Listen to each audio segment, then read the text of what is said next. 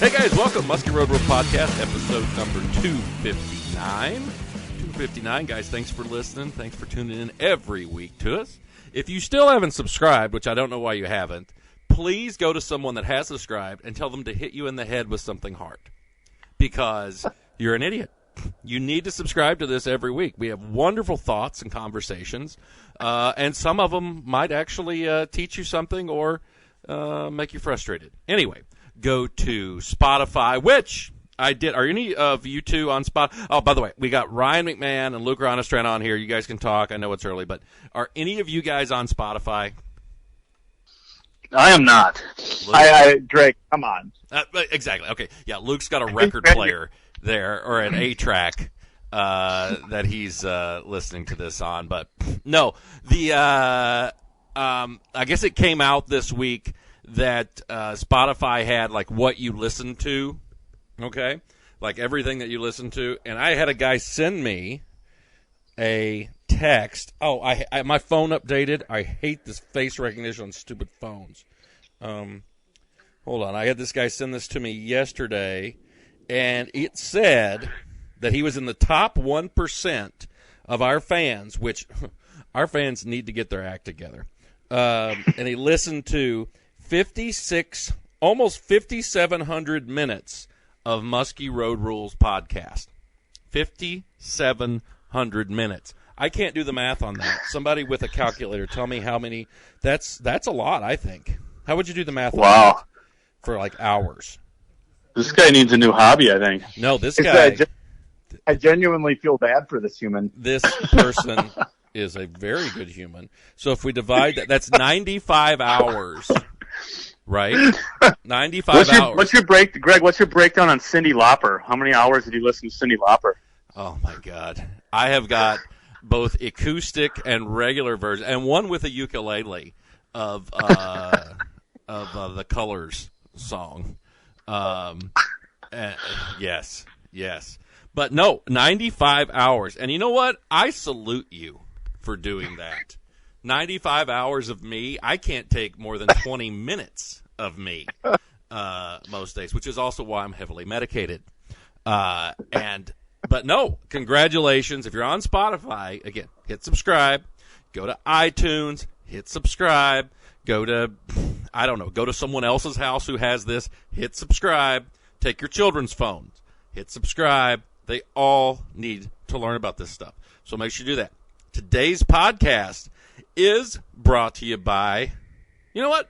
How about the Muskie shows? These things are going to be coming up here soon. We got the Chicago Muskie Show, the Milwaukee Muskie Show, the Ohio Muskie Show. We've got the Muskie Max in Pittsburgh. We've got, what am I missing here? Did I say Minnesota? You did now. I did Minnesota now. And then Wausau. There's a ton of Muskie shows coming up here, guys. Make sure, plan to come to these things. I mean, I think we're all going to be there at some point this winter. Stop by, say hello, and I'll help you subscribe at my booth. Just give me your phone. I will download one picture, and I'll subscribe you to the thing. So it'll be magical for everyone involved. So, guys, come to the Muskie shows this year. It's going to be a great time. Tons of new products, tons of new things to see. And, you're really going to like it. Also, guys, make sure you text us on our Lungin Lures text line. Lungin Lures, LunginLures.com. Makers of many fine quality crankbaits and spinners. The number is 606-776-6570. Again, 606-776-6570. Now that we got that out of the way, we're going to start the conversation the way we were doing off the air, with me frustrated with lithium batteries, which is a common theme on this. Luke, you have lithiums. You really love them. We're going to get Cody on. You met Cody, Ryan, on the phone. Mm-hmm. Yes. Have him talk more about batteries and stuff a little later this month. But right now I'm sitting up in the northwest angle looking outside with a little dusting of snow on the ground and some weird-looking skies. And, it's cold. We have nothing else better to talk about. Luke, you made a good point, and I will say this. You can write this down. Ryan, write this down. Luke made a good point. Okay, it's in the notes. Because I called a I bought a lithium battery from a company. We'll call it Cramped Outdoors for legal reasons. And when I called them, I said, my battery just quit working, and I don't, they said, and they were nice, Luke, in your defense. The guy was very nice at the start. Said, well, just mail it back and we'll send you a new one. And I go, great. I go, but I got some questions. This is where it all went. This is where it went south. I go, will the battery you send me charge in the cold? And he said, these batteries charge to 17 degrees. I go, I don't know if I believe that. Because, I go, it wasn't 17 degrees when this one took a crap. I know other guys who've had batteries that wouldn't charge in the cold. And then he said the one thing that really annoyed me. Because I don't believe this. I don't believe this whatsoever. He says, it's commonly known that lithium batteries don't charge in the cold. When was that commonly known? When was that nugget available to people? When did you guys know that? I knew that when lithium batteries became a thing for boat owners. Well, my bad. I don't know people like you because I don't think the average person commonly knows that.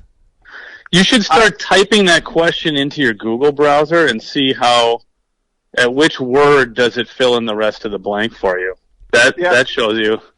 That shows you a lot. Okay, so what do I got to do? Type in, how would you phrase the question?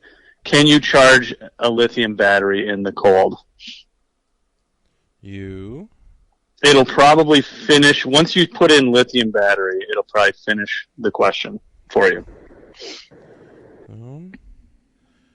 That's still nothing. Battery. Can you charge a lithium battery on a regular battery charger? Can you charge a lithium battery on a trickle charger? I want one of those. Can you charge a lithium battery on a gel charger? Can you charge a lithium battery with an AGM charger? Okay, so I guess everybody knows that you can't charge them in the cold, so nobody's asking that question online. There you go. I do not believe that. Still not showed up. I'm at let's see here. Let's see what's going to change. It didn't change. Cold. Boom. All right. Well, we'll see. My internet's running slow, but that's okay. I guess in the cold is a broad. I mean, it should say below freezing, I guess, perhaps. But we can probably get away from this little exercise. No, because it just annoys me that someone and then the representative said, "Well, it all comes down to about your battery charger. Some battery chargers don't."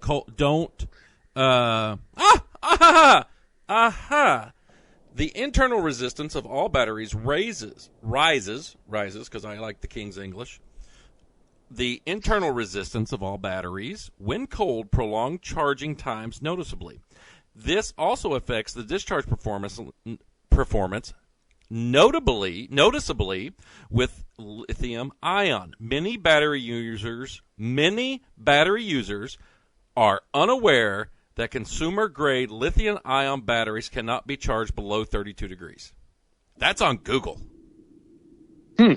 From Battery University, which I didn't know was a thing, but I want a degree there.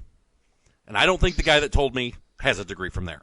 I should ask him. I'll email him right now. Because it ain't commonly known. All right? Everyone in my boat I talk to about it, they don't know that. It ain't commonly known. Commonly known is like stuff my mom knows. Like, what does butter look like?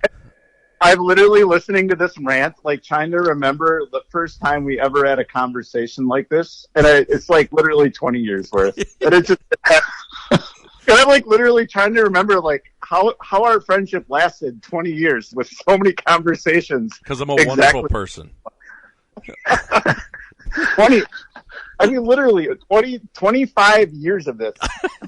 No, I'm not mad at you or anybody. I'm not mad at nobody. I just don't think this is commonly known. And that's all. Well, at least you got the internet to settle these scores for you guys now, huh? Google backed me up. So I mean, let's be real here though. Like only 99 out of 100 customers are ever going to be worrying about if their lithium battery is going to charge at 32 degrees. 1 out of 100, not 99. 1. Yeah, same difference. No, I get it. But I just don't like some little marmy thing just acting like they're smart. I would like to remind you that this gentleman told you right away that he was just going to send you a new battery. But I don't know if I want it. I might auction it off. This was all avoidable. I might just give it to a homeless man or something. Here, have a battery. This was all. This could have all been avoided. You could have said, "Oh, thanks. I'll try the new battery." Yeah, and then be disappointed when it doesn't work when it gets cold. I still don't get it. Still don't get what? I don't get why you had these problems with it. I'm a man of the people. I'm a man of the people, and that's why we're here. But I digress. Just another thing I'm throwing out there. Just it really got under my craw when the guy told me that, because I hate that phrase. And 2, he also said your charger probably doesn't charge under cold. You know, he goes, well, you probably have a charger that doesn't charge under cold. I go, you sent me the charger. I bought everything from you. So, once again, just smarmy. I could see him just sitting there eating like bugles off the end of his fingers and just typing away. Disgusting. Anyway, let's talk about how this year went. Let's talk about some fishing. I'm trying to do a recap here for people. It's officially done in Minnesota, correct? Yeah, I guess it is. Oh, I guess you could fish today, I think. Yeah, I think 2 more hours. But I don't know, like, everybody says that, but is that necessary? I thought it said, the last day of fishing is November 30th. Is that wrong? Oh, I think they say the last day of fishing is December 1st. Oh, really? I think it says it closes December 1st, or that's like the end date. So I don't know if that means you can fish on it or you can't. Either way, if you're in open water, I don't think you're in any risk of getting your hand slapped or anything. Yeah, because I know I was talking to a guy from Wisconsin a little earlier, and they're fishing today. They're allowed till the end of December, right? Yeah, that just changed, I believe, not too long ago. Yeah, that's what he said. He said it was 3 years ago they pushed it. Is there do you guys still have open water down there? Oh, yeah. Okay. Yeah, bigger lakes. I think the smaller lakes and ponds, just have a glazing over them, basically. But we're kind of stuck with a forecast, too, where I think, like, whatever's open is going to stay open for a while, and whatever's froze over is probably going to stay froze. At least that's kind of the way I see it. It's a lot of, like, mid-30s for highs and, like, mid-20s for lows. So, yeah. Yeah, that's what I've seen. Luke, did you know anybody out fishing today or braving the last minute or what? No, not really. I mean, just maybe some guys fishing easterly in different states. Yeah, but that's about it. I think I shut it down maybe like the 16th or 17th, something like that. And you can fish today. I'm looking at the DNR site right now. So today is the last day. So midnight tonight. I would have liked to have fished, till the end or whatever, but I had to be a good father and a good husband, and why start now? Why? That's a good question. What? When did you wrap it up, Luke? Oh, a couple Fridays ago. I think it would have been like the 17th or something like that. All right. Yeah, I fished till the 18th when it was beautiful. The weather was really nice. That last week I fished, highs were in the damn near 50 degrees. Where did you finish? I finished in western Minnesota. Nice. Was that guys? What'd you say? I said, was that good for you guys? Yeah, my best week was the last week I fished. It was. We caught fish 6 out of the 7 days. That's what. Yeah. That I fished, so it was good. What about you, Ryan? When did you give her up? Well, I didn't really do much guiding after the first week in November. And of course I was out by you in western Minnesota, through October, and then I didn't really make a real strong push, back here in the Twin Cities area, in November. Did a little bit of fun fishing, and then, I think it was that same day Luke's talking about a couple, Fridays ago, I just jumped out, over in the Hayward area and, jumped in Pete Rich's boat for a couple hours. That was the last time I was on the water. That was kind of just faded out quietly this year. Yeah, no, it's I get it. Well, let's talk about the year in general. Luke, how was your season? How did you pretty much I don't know where all you fished, but was there highlights and lowlights, or how was it? It was, I would say, so I fished, obviously, like all my guiding I did out of Vermilion Dam Lodge. And Vermilion was good. We get like an early, like kind of an opening week shallow water bite. And with how hot it got so quickly, we had one good day of shallow fishing, and then everything blew out into the open water. And like that whole pattern was solid. And then I went to Canada a couple times between, like, for the Canadian opener in June.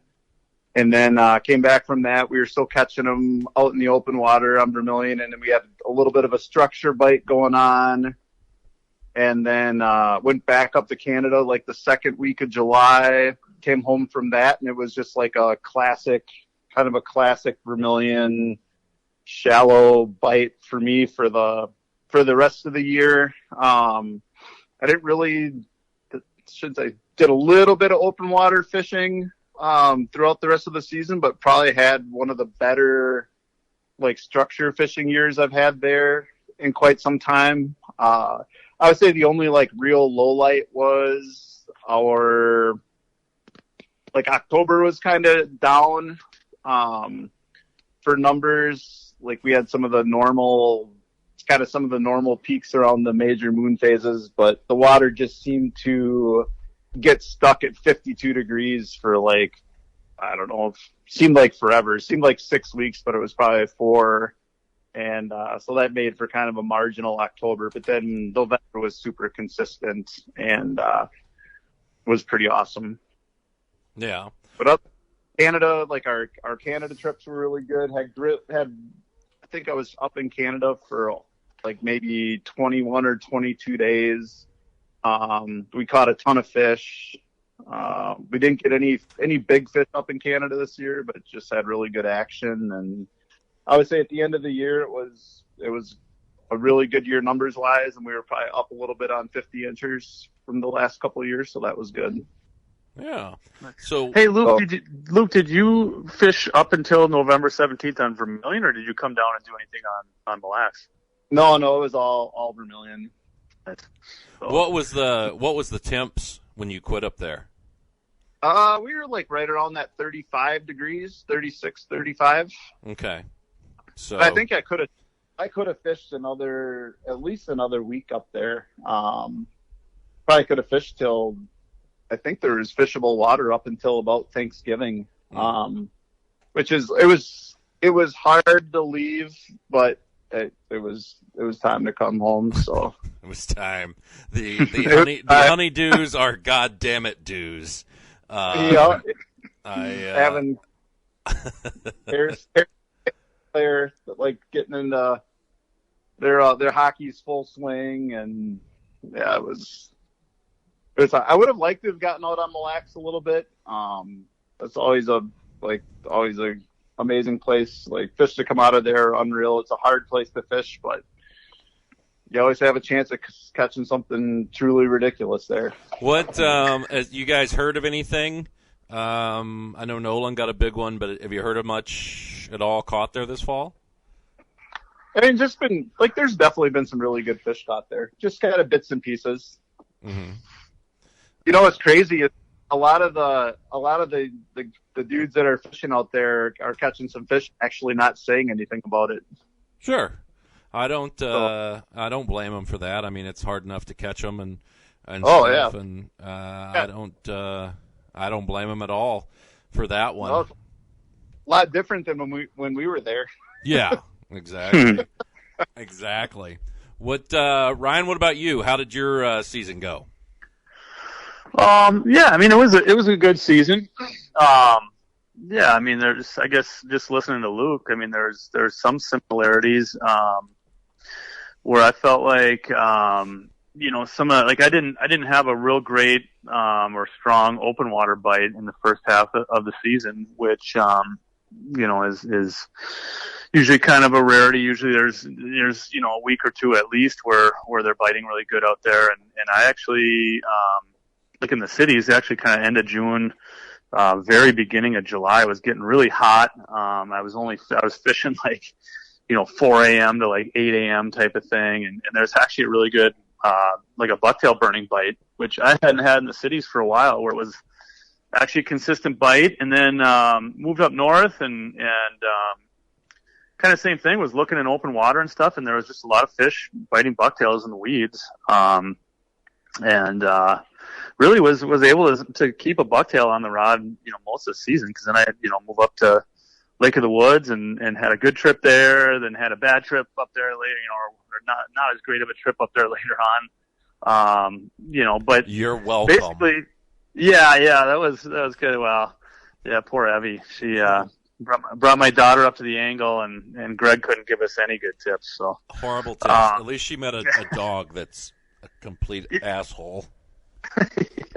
Yeah, I should be talking about that for years, but no, it was, and then, September was a really good month, really good numbers, and some nice solid fish.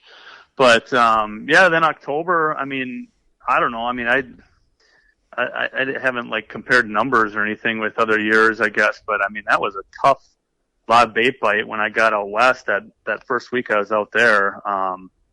I think you and I were both struggling then. Mm-hmm. And Luke was saying the water was parked at 52. I mean, I think for us it was parked at 55 out there for quite a while. It was upper 50s forever. I mean, It basically got to the point where you're like, well, and then it did its normal, the cold, Arctic clipper or whatever they like to call it now, insteed of just saying, hey, it got cold. It's whatever term they like to use right now. I was like, well, polar vortex. I like that one. Yeah, that one's that's a big one. You can use that one. But then the water temperature drops from basically, and Luke, you probably had the same thing. It went from like 50 to 40, super fast. Yeah. Did they bite you guys when that happened? Yeah. I mean, I didn't think it was that awful. Yeah, I went home for a week, if you remember, and then I came back up, and it was like the first week I was up there, I didn't even wear gloves. Like I wasn't even bringing gloves into the boat. Yeah. And then the next time it was like, oh shit, like we're gonna have to wait 20 minutes for the boat to thaw off the bunks on the trailer to get going in the morning. It was brutally cold, and that was steady. And you were getting like I was struggling there for a bit, but you were getting a fish a day, I remember. Yeah, and good one. And with live bait, I mean, you could tell, like a lot of times on a blank day, you might have them messing around and picking up and dropping and just, playing grab ass with the sucker, for a good portion of the day. But on the days where they're like really biting and it's just a no doubter bite, I mean, whatever, you got to work all day to get it. But once you do, it's a gimme pretty much at that point when you go to set the hook. So yeah.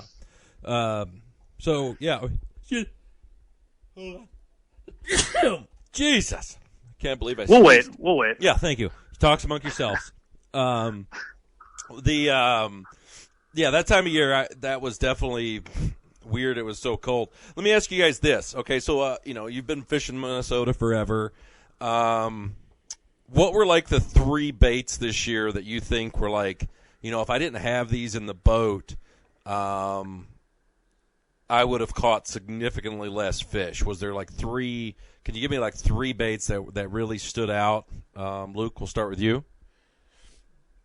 Oh, I don't know. It's so like that's a tough, because we honestly catch fish on so many different baits up there. There really wasn't a bucktail that stood out like above and beyond. Like, we caught fish on all the different frenzy stuff. We caught fish on all the different mayhem stuff. It was a really good year with Worth flaptails, and then I had probably my best year in a long time on the Muskie Innovation stuff. Like, obviously the new Quad Dog was super good. Like, that thing, I caught fish literally the first spot that I threw it on. And that was super consistent for me. I caught a fair amount of fish on Mojos this year. And then at the end of the year, for me, it was the Ultra Dog was kind of like I put on an Ultra Dog myself, and I didn't take it off for 12 days. Ultra Dog, for people that don't know, I mean, I know. Clearly I know.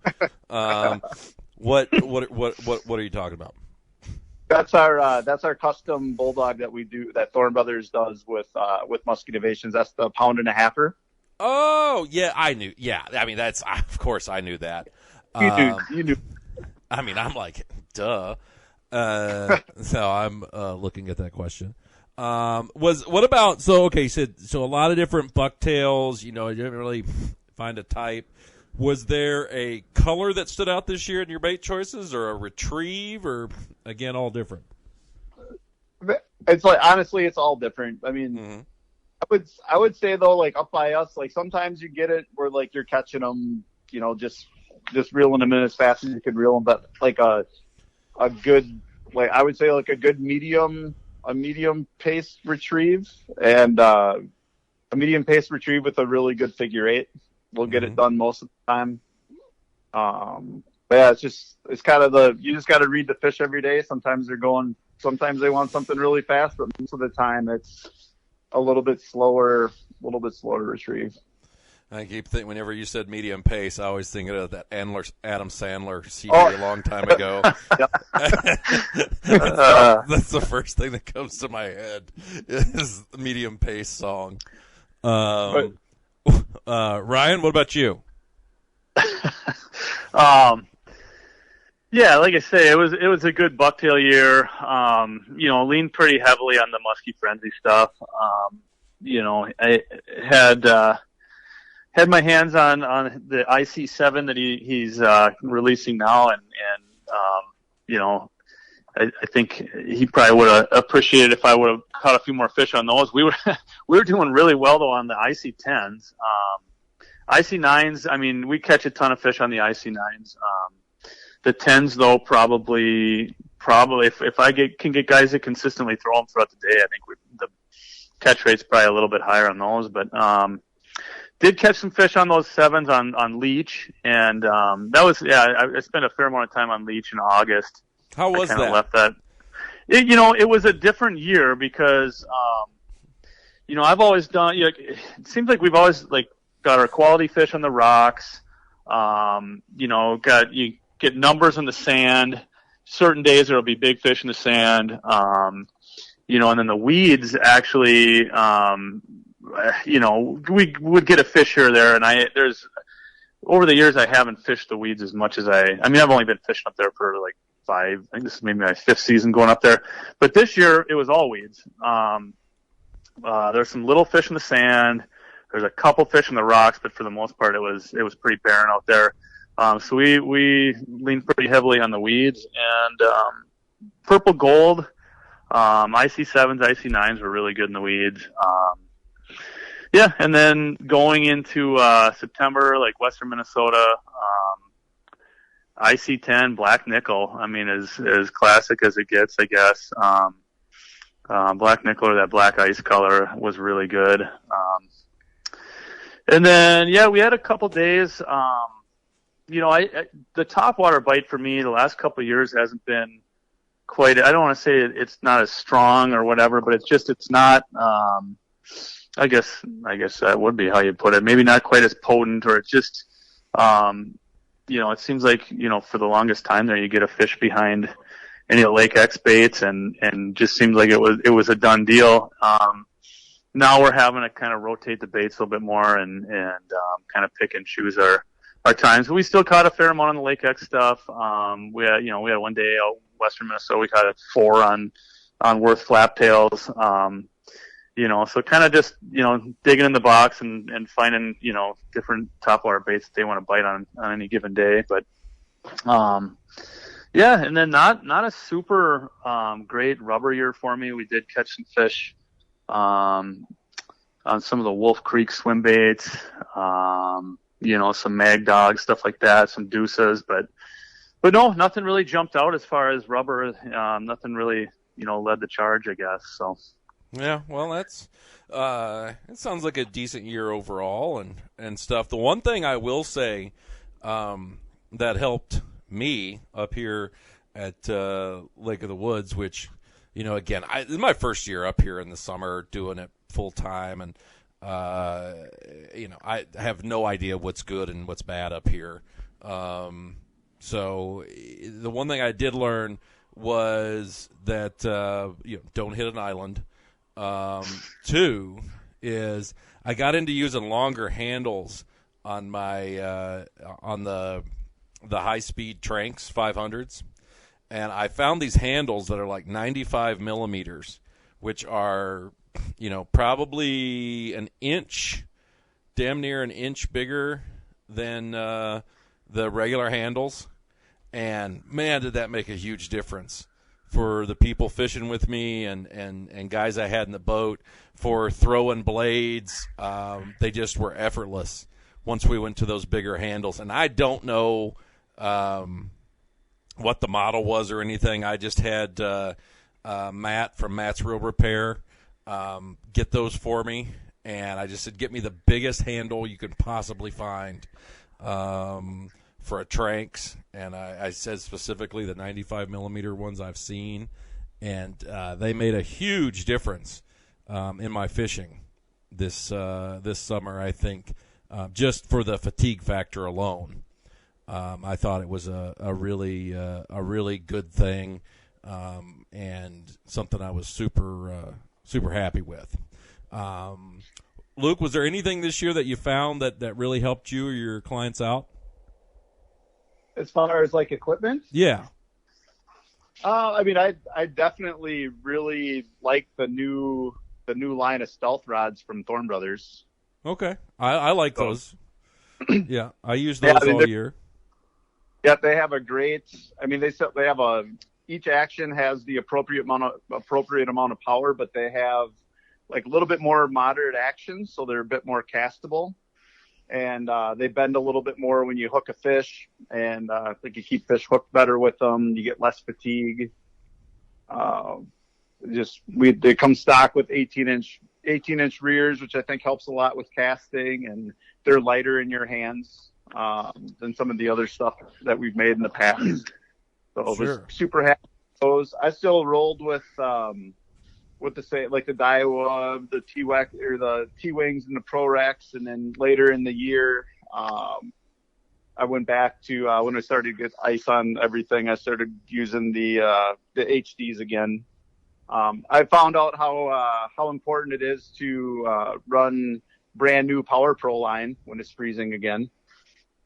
So just not having having your line full of ice really made a big difference the last couple of weeks of the season. HDs, what are you referring to there? That's just the Lexa 400 HD. Oh, okay. Like the original Lexas. There's just a little bit more room underneath between the spool and the reel seat, so you don't get the ice build up down there, and just more around the spool to be able to get the ice out of there. And we definitely did.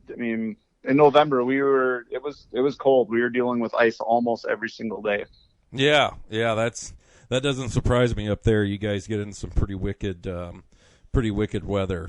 Where Ryan, was there anything that, equipment wise that you found this year that really helped you out?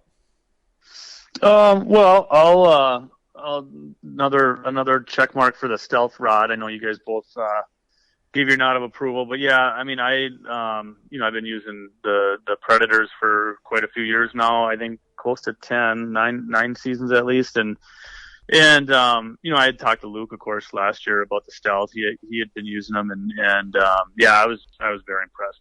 I had that stealth heavy 10-footer in my hands pretty much every time I was throwing a bucktail, and it was fantastic. Yeah. So otherwise, I mean, as far as like the conventional kind of equipment goes, I mean, there's, I guess, nothing out of the ordinary. I was kind of showing you this year, Greg, and I did this last year, but for any of the live bait guys out there, that are fishing in real cold weather and conditions, I kind of got sick of just, things freezing up in my live well and different lines and pumps and all that stuff. So basically I plugged the live well the last couple of years and I just bucket water in there and kind of freshen it up throughout the day, just let it go out the overflow. And I just have I mounted a bubbler in my back compartment. I've got a Ranger 620. I've got it in the back compartment where my onboard charger is, and just ran some tubes into the live well and just have bubblers running all day long. It runs the bubbler runs off of I have a little lithium battery, and I charge it with a lithium charger inside in the compartment with no heater, and it is cold out some of the nights. So. But that thing, I mean, I think it's like a 7 amp hour, cramped lithium, and that thing will run for days. But yeah, that's been just a nice clean way to keep everything, fresh and keep the water out of all the things that can freeze and burst and break and give you headaches. So, I do like that. You did tell me about that, and I did that all fall, and that made my life. I had no smoke coming up from below my boat when I froze my my pumps, and they caught on fire like I have every year. No smoke that's a positive. Exactly. Always. I mean, that was a game changer for me this year. So yeah, I like that idea that you had. But hey, Greg, how many boat fires have you been a part of in your with you or on my own? No, let's just go D, all the above. Just give us a number. If we did stories, we'd be here all night. No, wait. So my only boat fire that I have ever had, Greg was in the boat. Exactly. That's the 5th time you tried to kill me on the water. Yeah, that was on Crow Lake. Hey, and I didn't even notice it. I was laying down. It was one of you or Fritzy noticed there was smoke coming out of the back compartment. I've had a few boat fires. I mean, it just happens. If you're in a boat as much as I am, you're gonna have. You dance with the devil. You're gonna get burned. That's what happens. It happens. Hey, in the fall, that's another reason why fall fishing. I know everybody loves it. I like fall fishing, but it drives me insane because you do just break a lot of crap. Am I not joking? I mean, everybody knows that you break more shit in the fall, right? Oh yeah. I mean, you're gonna love me for this. Oh, I was so Ed from Vermilion Dam was very kind to me this year. And I got to pull my boat every night and put it in a heated shop. Oh, that makes me want to. Oh, shut up, Greg! You were doing the same thing this year. I did it 3 nights, and Sam What Bauer. are you talking about? Sam Bauer. Sam listens to this. Sam, you're a wonderful person. I'm over there at the boat landing going, yeah, my boat won't get off the trailer, and Greg's like, oh yeah, man, that really sucks. Yeah, we're already out on our 2nd spot of the day. I'm like, I'm drinking. How did coffee. you get out? He's like, oh no, I got a place. I'm drinking coffee, dipping donuts, trying to unthaw a Swiss roll in my coffee that morning. But no, if you can do that. But I will say your trick with the trailer, though, I did that when there were some times I didn't put it in and it got cold by not buckling the boat down. Yeah, I finally learned with that, and then you go like run over every set of train tracks that you can on the way to the lake. Yeah, I mean that's that again. You know, I'm not saying don't latch your boat down to the trailer, but you know, if you don't want her to freeze to it, that's that'll happen. That'll do it. Is this coming from the same person that gave me grief about putting an electric battery charger in a compartment to heat up batteries, and you're driving your boat unbuckled over train tracks? Because I know electric heat will cause and gasoline go boom. I know that. Fuel tanks are not in the same compartment as my batteries. Yes, You do know when Greg says I do know that means like something's happened. Like there's a story there. Stuff go boom, and then you have one eyebrow. Is what happens. So, no. Well, it sounds like you guys had a pretty good year. What was your all's biggest for the year, Luke? I had a guest catch of 54.5, and then I got a 54. Nice. Ryan, did you get any real big ones? We didn't get any real big ones. 51, I mean, was the biggest, but it was not a great big fish year for me.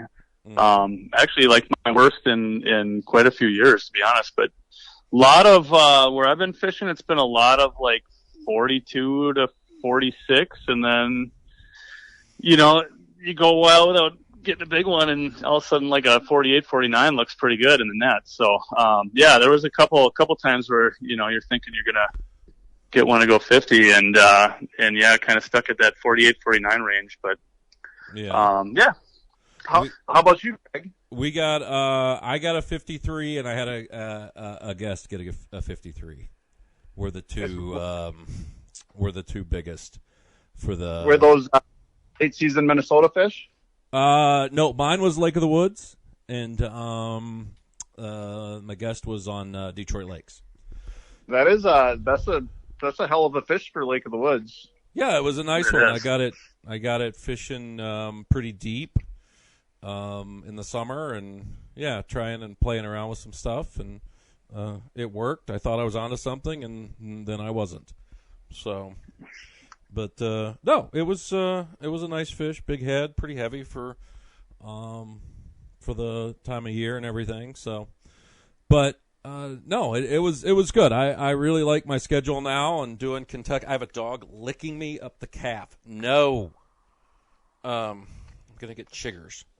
I like going doing the cave run stuff early in the year. It's a great way to start in March, April, May, and then.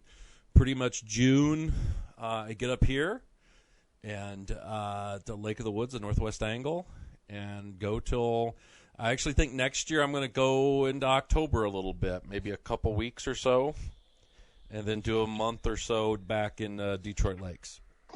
So, yeah. What was the water temperature when you left Lake of the Woods? Did you get in on any of those like trolling bites or jigging bites? No, I think I could have. Now we did catch some jigging fish, but I don't think it was. The water temperature was still in the low 60s. But okay. I did have a client get a 50-incher on a Bondi. He also had one leg, which I enjoyed. And then that week we had, I think we caught 2 and lost 5 on Bondis. And then we caught, that was the same week we had fish coming in on tubes and actually caught a couple of them when they followed in and disappeared, just started vertical jigging them, and they hit them.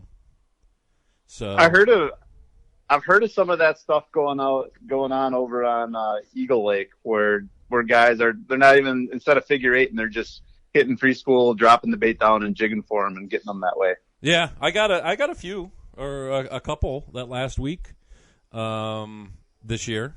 Using live scope, while we're casting, and just the fish comes up and when it disappears, you still see it under the boat, and you start vertical jigging it, and it bit. The fish up on Lake of the Woods, do they get all weird with the live scope in the water, or do you think it doesn't bother them? I don't think it bothers them. I don't think it bothers them. No, not that I've noticed. I mean, and I don't use it all the time. If I'm up in shallow water, I don't have it out. It's only if I'm fishing like deeper stuff will I put it out, and I just use it as a I don't really use it to go hunt fish. I just use it as I'm casting along. And if we just happen to see a follow, then, of course I'm going to try to catch the darn thing. But it's, I don't see a difference. And I've used it out in the western side of the state, and I don't know if it makes a difference or not, to be honest. I mean, Ryan, it seemed like, most days, I mean, because you don't use yours, do you? No, I really haven't been.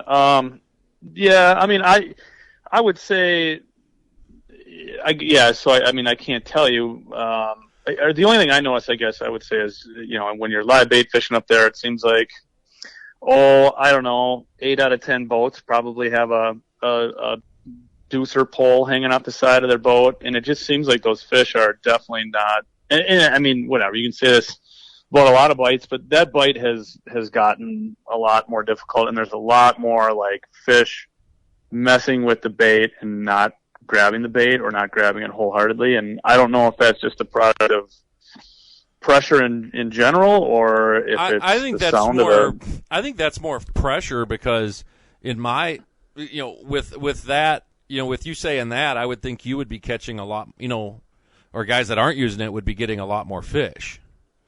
Right. And I'm a lot of times how I like to fish. I like to put my suckers on underneath bobbers and put them 80 feet behind the boat. Yeah.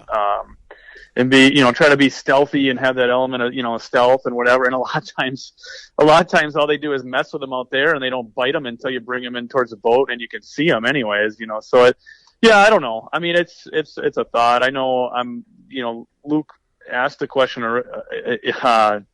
at first here. I have a feeling Luke's got a different answer if you ask him about Vermilion. I know from what I've heard, it seems like they're very leery of the boat and the noise that those things are kicking off, right? Yeah, it seems like there's your fish that absolutely do not care at any time of the day. But it seems like that thing definitely can make a 40-foot force field around your boat. Get a lot of fish to chase in that stop at 40 feet. And I'd be kind of curious to know if that was happening before live scope or right. That's the thing. You'd never know that. Right. Yeah, I don't know. I couldn't tell you. I don't think I've noticed it. But yeah, and I had some other people ask me about that too. I know Brian Schaefer over in Wisconsin was asking me about it because he thought he was having less fish because of it, and I don't know. But my whole theory on this is, well, maybe now you're just seeing how many fish don't bite. Right. Well, I've never known open water fish to be big followers to the boat. You know what I mean? So, I mean, maybe now you're just seeing what they've always done, and yeah, now it's just on a screen for you to see. But I don't know. I mean, I'm not a live scope guy, so I really don't have much to contribute to the conversation. I get it. Yeah, I don't know either. It's a whole debate that seems to make people very angry, so I really want nothing to do with it. But no, yeah. I mean, it's one of those deals that it's a tool. We can fight it or not. I was just curious because, I would say I use live scope at times, and I definitely enjoy having it as an option. I'm definitely far from an expert, or I still like all the different types of muskie fishing, casting, trolling, whatever. I'm hoping one of these, I came close to doing it last year, but I'm hoping someday to catch one trolling, catch one casted, and then catch one with live scope all in one day. But no, I was curious just because I do I noticed it with other species of fish, like when you're fishing in shallow water, like having, even just having like a 2D sonar on can freak fish out. And it seemed like with some of the walleye stuff and bass stuff I did this spring, like it helped to have everything off. But then with vermilion, like I'm scared to run my scopes in the shallow water just because of all the extra noise. Yeah. But I was just curious if you saw something different up there, which it sounds good. What now? What'd you say? I didn't hear you. Oh yeah, I just said I was just curious if you saw something different, which it sounds like you did. Yeah. So, I don't know. But, well, hey, we've been on here for about almost 50-some minutes. So we'll wrap her up. Guys, Luke, anything you want to promote? Anything, how can somebody come fishing with you? What are you buying me for Christmas? All the good stuff. Oh man, I'm gonna have to think long. I'm gonna have to really put some thought into what I'm gonna get you for Christmas. I feel like I have to get your listener that's watched or listened to however many hours of your show like a sympathy card. Please do. I was thinking about getting him earplugs. Might be the better thing. As far as promoting stuff, I mean, I'm obviously our stealth rods. Looking forward to seeing everybody at the muskie shows. Like the new stuff for Muskie Innovations, the Quad Dog. We have a bunch of new colors of Ultra Dogs coming. We're working with like Muskie Frenzy on we have a bunch of cool new custom colors there.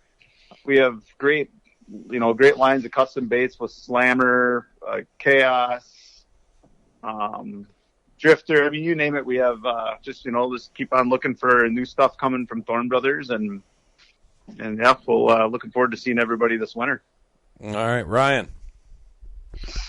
Yeah. I mean, Luke said it all. I mean, Thorn Brothers has everything that I use in my boat basically. So check them out. There's always somebody that can help you and will be knowledgeable. Yeah. Otherwise, I don't know. Getting ready for a long, cold winter. I got to ask you, Luke. I'm a fellow hockey dad as well. Well, you know that, but so is Harrison? What level is he playing at now?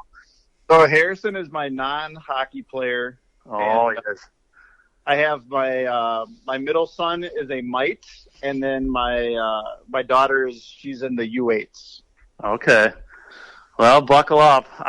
My coaching career ended this year with my youngest made varsity here as a freshman, so I'm off the hook. It was a long, illustrious coaching career, about a 10-year career. So now I just I go and pregame hard with the other dads and just go yell at refs from the stands. So it's a lot of fun.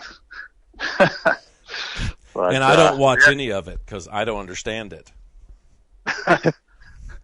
Well, I think up on Lake of the Woods now, you're going to have to start figuring out. Well, I've been listening. I've been like at the bar going, let's see. There's a blue line, a red line. There's a that guy's a goalie. I know what he does. All you need to know, Greg, is that where I live in Matamidi, we beat War Road, which would be your team up there. We beat War Road in the championship last year for boys state high school hockey tournament. So there you go. Oh my God! So you guys start rooting against me now. Exactly, because you're a bunch of city folk, bunch of people that shower and chew their food and all that stuff. We don't need none of that here. Ain't no communist in War Road. Hey, are you going to get into ice fishing? I don't know about that. Wait, are you going to go ice fishing? I probably will. I'll be the one that, I won't understand a thing what I'm doing, but yeah. I probably will. Have you guys made some friends that are going to take you out and go take you to an ice shack and go?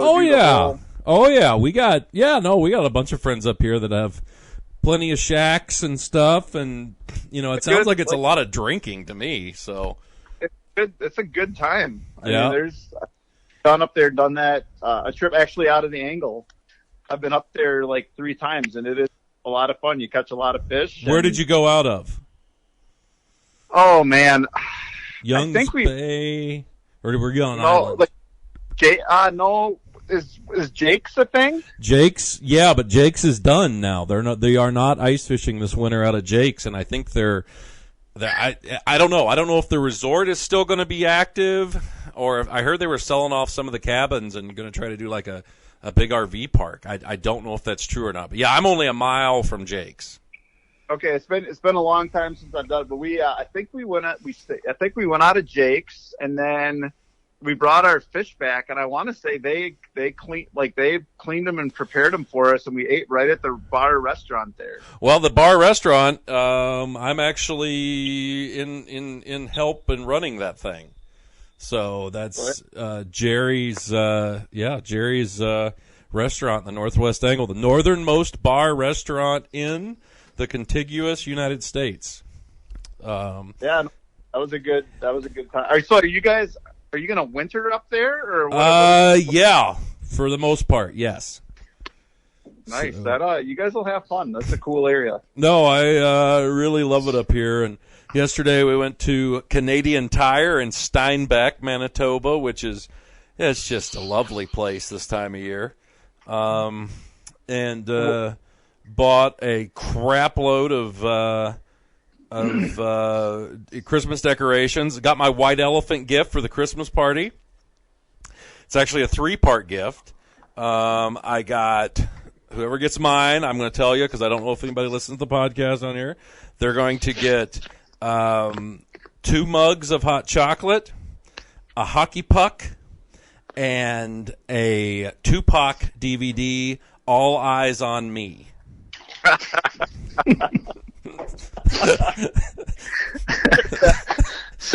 Sounds like you cleaned out a closet or something. Nope, that's going to be the white elephant gift, and it's going to be awesome. So yes, everyone needs the cinematic debut of Tupac. And they had it at Canadian Tire, so I thought I should. This is going to be awesome. By February, we're going to be talking like trophy walleyes at the Muskie Show. Yes. Oh, God, I don't know about that. But, all right, guys, hey, last thing is, guys, we got some new stuff at MuskieHunter, MuskieHunter.com. Check that out. Yeah, we got the calendars done. They're going to be shipped out probably into next week, first of next. So make sure you get in there on that. And, guys, I will let you go. Thanks for coming on. And, yeah. You guys have a good week, okay? You too. Thanks for having us. All right. See ya. Later.